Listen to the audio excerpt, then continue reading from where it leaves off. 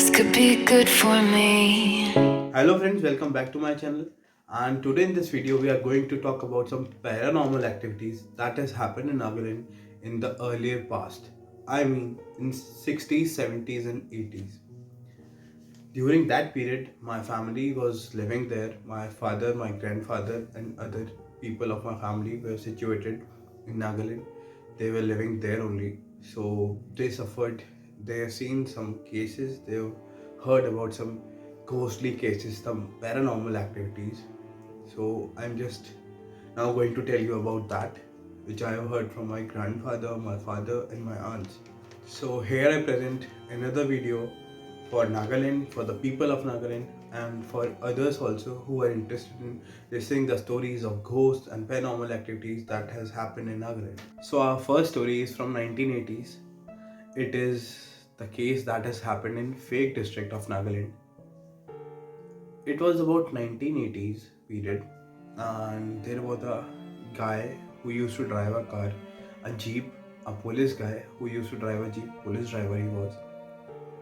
So once he was going through a very lonely place, very scarcely populated place, and the roads were empty, surroundings were empty.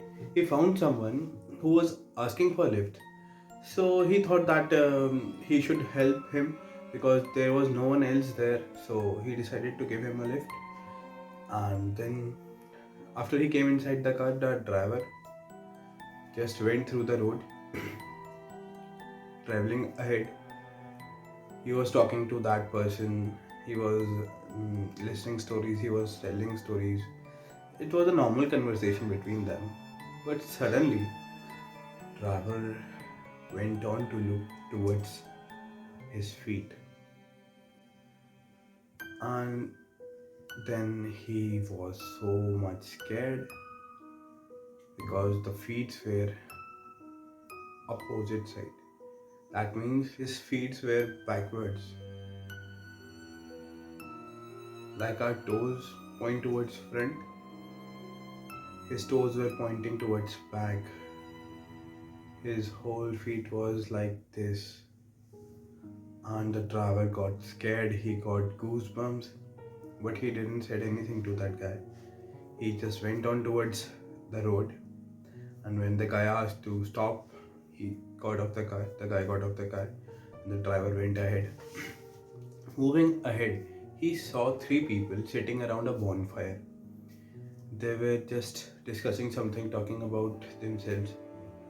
Maybe it was somewhere between, uh, maybe it was somewhere at the time of midnight. Then this person stopped, parked his jeep, parked his car, and went towards those people. He told them his story. Then those people listened his story, and then they showed off their legs and asked him, was that person having legs like these? The driver got fainted because those people were also having backside feet. In the morning when people came, people saw him fainted there, and people helped him. They woke him up, and coming out of unconsciousness, the driver told the story that what all happened with him.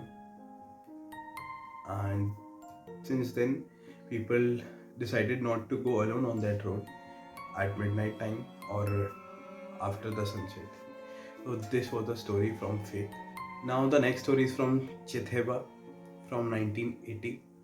Chitheba outpost, police outpost. My grandfather was posted there. So earlier it was CRPF camp. It used to be a CRPF camp. Then later it converted to NAP camp. It was an outpost in Chitheba where at the house of assistant commandant, my grandfather's house, another paranormal thing happened. My father used to be a very small kid, 11 years, 12 years old. So he and other family members used to hear a voice after 7 p.m. in the evening. A soldier walking through the middle gallery of the house. that was a wooden house and wooden flooring was there. So it was like tuck, tuck, tuck, tuck. Like someone is just going from here to here, here to here. Like they are patrolling. It was footsteps of a soldier.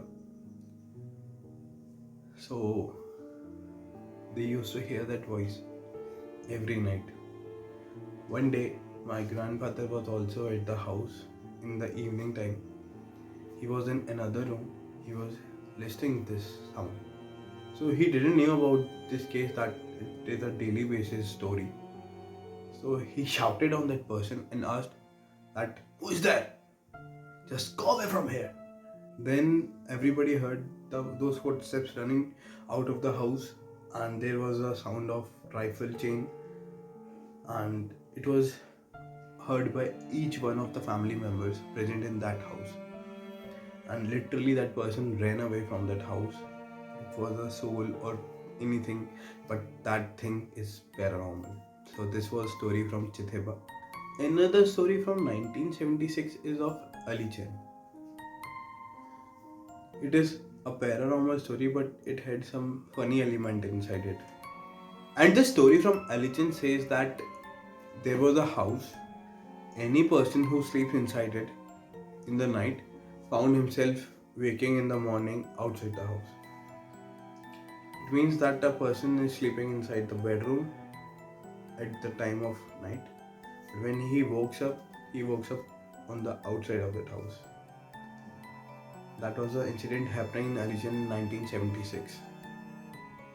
So this is another paranormal thing that I heard about Alichen Nagaland. And then comes a story from Alichen only from 1970s. There was a DSP. He was living in a Type 5 bungalow, and he hanged himself in a bathroom attached to bedroom. So he died there. Since 70s till 90s, anybody who comes to live in that house was attacked by that soul. They feel like someone is just choking them. They feel that someone is upon them, just trying to kill them. And one case happened with the teacher of my father. Earlier it was allotted to officers, but later when all the officers denied living there, then it was allotted to teachers. Normally a Type 5 bungalow is not allotted to teachers, but in that case it was allotted. So my father's teacher, his name was Matthew, he came to live in that house. Same thing happened with him also. That ghost, that soul came onto his neck and tried to choke him. Anyhow, with help of the other person present in that house, he got off from there. He saved his life and just survived anyhow. That was another story from Alice in Nagaland. Now, friends, I'm going to tell you about a case in Chumukedima from 1960s.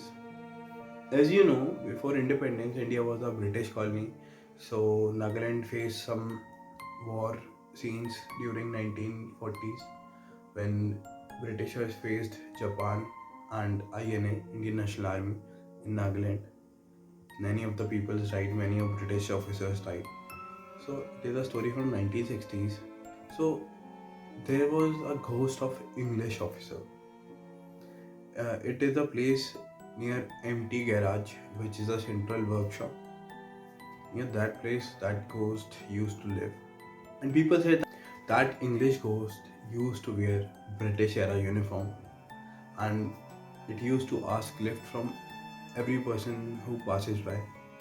If the person stops and gives him the lift, he just go with him, and wherever he wants to go, he just gets off the car and let that person go.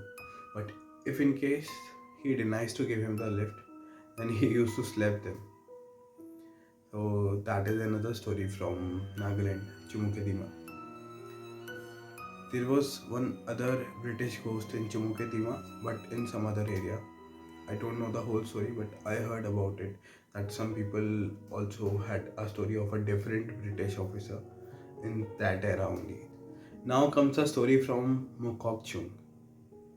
My father had a evening college, and he used to live in Allegiant. It is a story from 1989. His evening college was from 3 to 7 p.m.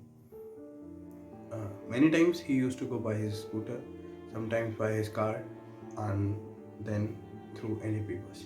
His route towards Allegiant to Mukokchung had a village called Ungma village, where there was a cemetery and a thin road which passes by in between that cemetery.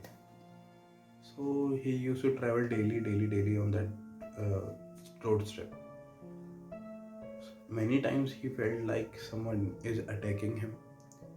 He used to feel goosebumps, he used to feel some energies, some vibes, but that was his case. In 1989, my dadi was suffering from cancer. She was coming from Jorhat, Assam after her chemotherapy. So, on her return journey, she had to pass by this road patch. So, in the police jeep, there was the driver, there was my grandfather who was deputy commandant at that time. My dadi was sitting in between, and on the back seats were bodyguards.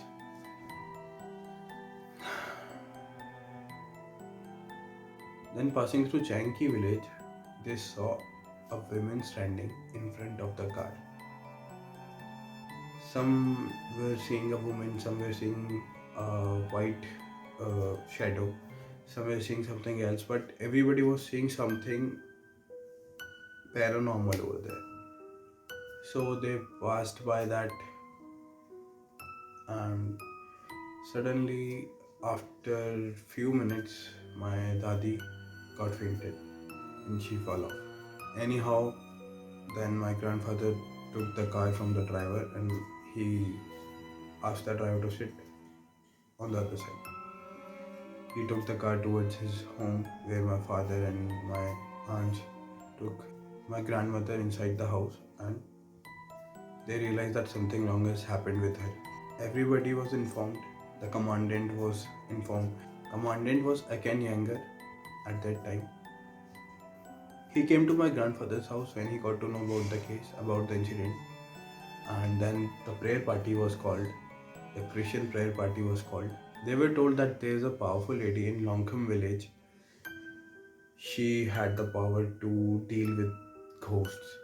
So that lady was called, and she came. They prayed whole night. She got to know that there were two ghosts who attacked Dadi's body. If she had not come on time, then she would have passed away. So the prayer party prayed all night. That lady prayed all night, and anyhow, my Dadi then came into senses, and she got normal after that. But that was a case which my family has faced, the ghost story that my family has lived. So these were some paranormal stories from the state of Nagaland. If you liked the video, do press the like button, do subscribe the channel and share this video. We'll meet you in another video of my channel. Till then, goodbye. Take care.